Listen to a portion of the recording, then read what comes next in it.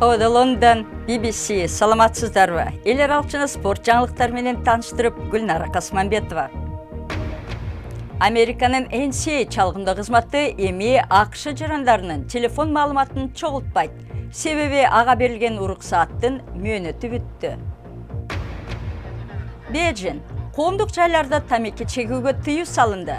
Башкаланын ансыз деле кийир абасын эми жок дегенде тамекичилер булгабай турмакчы.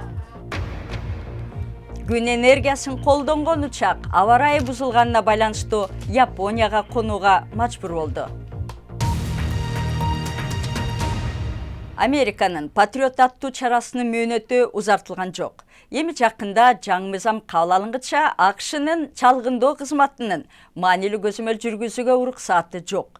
Бул республикачыл сенатор Ранд Полдун жеңиши катары бааланууда. Себеби ал АКШ өкмөтүнүн илгебей туруп, бардык маалыматты чогултуусуна каршы күрөштүн башында болгон. Түнкү саат 12-де АКШнын улуттук коопсуздук агенттиги кылмышка шектүүлөрдүн телефондогу сүйлөшүүлөрүн тыңшоо укугунан ажырады. Буш администрациясы учурунда күчүнө кирген патриоттук акт узартылган жок. Бирок жакын арада жаңы мыйзам долбоору кабыл алынмакчы. Ал ортодо азыркы абал мыйзам долбооруна каршы чыккан президенттик жарышка ат салышам деген сенатор Ранд Пол үчүн ири жеңиш болду. Сенатор, биз тыңчылардан маалымат алып жаткан жокпуз. Биз террористтерден маалымат чогултуп жаткан жокпуз. Биз жөнөкөй тургундардын, америкалыктардын маалыматын чогултуп жатабыз. Мен буга чыдабайм. Американын эли да буга чыдабайт деп белгиледи. Бул маселе боюнча Сенатта көпчүлүктү түзгөн республикачылар карама-каршы пикирде болду. Биздин душмандарыбыз күч алып жатканда биз куралыбыздан ажырап жатабыз. Бул аракеттер Эдвард Сноуден мыйзамсыз баштаган демилгеге күч берип жатат.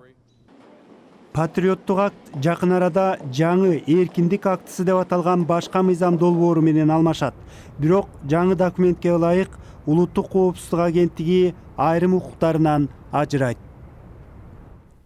Кытай тамеки тарткандардын саны боюнча дүйнөдө алдыңкы саптарда турат. Ал жерде 300 миллион адам тамеки чегет. Бирок бүгүнтөн тартып Бейжинде коомдук жайларда сигарет чеккендерге 200 юань айыппул салынат. Бул $30 барабар. Бирок башкаларда элди жаман адатынан баш тарттырууга багытталган башка да чаралар болуп келген. Кытай тамеки чеккендер үчүн бейишпи? Учурда Кытай тамеки колдонуу жагынан лидер өлкөлөрдүн бири. Бул өлкөдө калктын жармысы тамеки тартат, бирок анын кесепети да бар. Кытайда жылына 1 миллион тургун тамекинин айынан каза табат. Эми өлкөнүн баш калаасы Бейжин шаарында коомдук жайларда тамеки тартууга тыюу салынат. Бирок буга окшош демилгелер мурун ишке ашпай калган. Кытайда бул эреже иштебейт. Өтө эле көп тургундар тамеки тартат. Чынында тамекиге тыюу салам дешсе, тамекини чыгарган ишканаларды токтотуш керек. Коомдук жайларда тамеки тартуу бүт тургандар үчүн зыян. Эгерде бардык тургундар эрежени колдосо, демилге ишке ашат. Кытайдын жетекчилери Мао Цзэдун жана Дэн Сяопин сыяктуу лидерлер көп учурда колуна тамеки кармап сүрөткө түшчү. Бирок азыркы президент Си Цзиньпин башка көз карашта. Ал тамекини таштаган. Ошол эле учурда өкмөт тамекинин кесепетин да эсептеп чыкты. Албетте өкмөткө тамекиден көп салык түшөт. Бирок тамекинин айынан болгон илдеттерди дарылаш үчүн өкмөт андан да көп каражатты сарптайт. Президент кытайлык кыял деп айтат. Бирок ал кыялга жетиш үчүн ден соолукту оңдош керек деп белгилейт. Байкоочулардын баамында бийликтин жаңы эрежесин сындагандар көп жана демилге күчүнө кирбей калышы мүмкүн деп жоромолдогондор да арбын. Түзөөдө BBC алдыңкы сапта турган башка кабарларга да кайрылабыз. Бангладештин бийликтери 2013 жылы урап 1000 кишинин өмүрүн алган Раза Плаза завод комплексинин ээсине киши өлтүрүү деген күнөөнү койду. Бул өлкө тарыхындагы биринчи өндүрүш кырсыгы болгон. Имарат ура электе эле анын коопсуздугу боюнча маселе көтөрүлгөнү менен эч кандай чара көрүлгөн эмес. Франция менен Германия баш паник сурагандарды Европада бөлүштүрүү жөнүндө Еврокомиссиянын планын кайра карап чыгыш керек дешүүдө. Эки өлкөнүн ички иштер министрлери мигранттарды кабыл алуу боюнча квоталар берилгенде, айрым өлкөлөрдүн буга чейинки ишин эске алууга чакырышты. Алар миграция кризисине кептелген Италия сыяктуу алдыңкы чекте турган өлкөлөрдү да чек ара көзөмөлүн күчөтүүгө үндөштү. Дүйнөдө жыл сайын 55 миңден ашуун адам теринин рак илдетинен көз жумат. Жаңы клиникалык сынак өткөргөн Британ окумуштуулары рак оорусуна каршы эки дарыны чогуу колдонуу меланомадан жабыркаган бейтаптардын 60%-ын айыктырганын аныкташты. Дарылар дененин өзүнүн табигый коргонуусун күчөтөт. Доктурлар бул натыйжанын мааниси зор дешүүдө. Күндүн кубатын колдонуп, жер планетасын айланып өткөнү жаткан учак тоскоолчулукка калды. Кытайдан Гавайини көздөй бет алган Solar Impulse учагы аба ырайынын бузулганына байланыштуу Японияда конууга мажбур болду. Сапардын эң опурталдуу бөлүгү болуп саналган Тынч океандын үстүнөн учак 6 күндө учуп өтмөк. Бүгүн швейцариялык учкуч кыйынчылыкка туш келди. 6 күнгө созула турган сапары бир күндөн кийин үзгүлтүккө учурады. Тынч океандагы аба ырайынын айынан учак Жапонияга конду.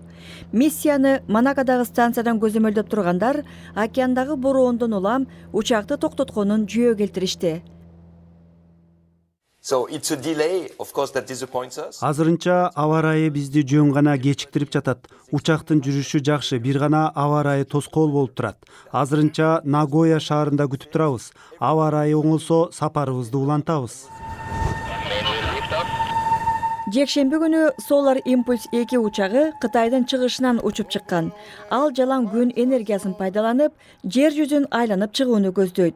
Канатынын узундугу 72 метр, ал эми салмагы унага барабар болгон учакка шамалдын жардамы керек. Ошондой эле күн ачык болбосо, канатындагы батареялары толбой калып, түнкүсүн аргасыз токтош керек. Биз өзүбүздү тобокелге салбай коопсуздукту да эске алышыбыз керек. Ал себептен бул долбоорго катышкандардын баары даярдыктан өтүшкөн. Бул топ кайсыл өлкө болбосун ар бир маселеге даяр. Solar Impulse 2 азырынча Жапонияда эс алып, күн ачылса сапарын улантмакчы. Спортко келдик, теннистен баштайбыз. Чемпиондук титулун коргогон Мария Шарапова 4-чү раундда Люси Сафаровага уттуруп, күтүүсүз жерден мелдештен чыгып калды. Биринчи ракетка Серена Уильямс мекендеши Слоан Стивенстен утулуп кала жаздап, кайра күчүн топтоп 3 сеттен 2-өсүн жеңди. Буга чейин британдык Энди Мюррей жергиликтүү сүймөнчүк Джереми Шарди менен болгон 4 сеттен 3-өсүн утту. Футбол. Манчестер Ситинин чабуучусу Яя Туре бул сезондо бир да трофей жок экенине карабай клубда каларын айтты. 32 жаштагы футболчу Пилсөгүнүн Жээге өлкөсүнүн курама командасында. Ал Манчестердеги жергиликтүү пресса менен маегинде команда оңолуп кетишине жардам бергиси келерин айтты. Манчестер Сити Премьер-лигада жеңген Челсиден 8 упай артта калган. Астон Вилланын менеджери Тим Шервуд чабуучу Кристиан Бентекени командада калууга үндөдү. Демалыштагы Англиянын кубогунда Арсенал бельгиялык оюнчунун айласын кетирип, Астон Вилланы 4-0 менен утту. Ошентип Арсенал дүйнөнүн эң атактуу кубогун 12 жолу жеңип, рекорд койду. Спорт жаңылыктарын бир айымдын укмуштуудай жетишкендиги менен улайын. 92 жаштагы Гарриет Томпсон рак илдетинен айыккан. Ал 76 жашында алгач ирет машыга баштаганда марафонго катышкан, эң улгайган аял катары катталган. Сан-Диегодогу рок-н-ролл марафонун америкалык байбиче 7,5 саатта чуркап өтүп, финишке уулу менен чогуу жеткен. Сиз канчадасыз? 92 жаштагы апа менен марафондо жарышат белеңиз. Интернетибизге чакырамын. Дарегибиз bbc-kyrgyz.com сайтыбыздан жаңылыктарды окуп, радиобузду да уга аласыз. Жаңылыктарды алып барган Гүлнара Касманбетова, жакшы туруңуздар.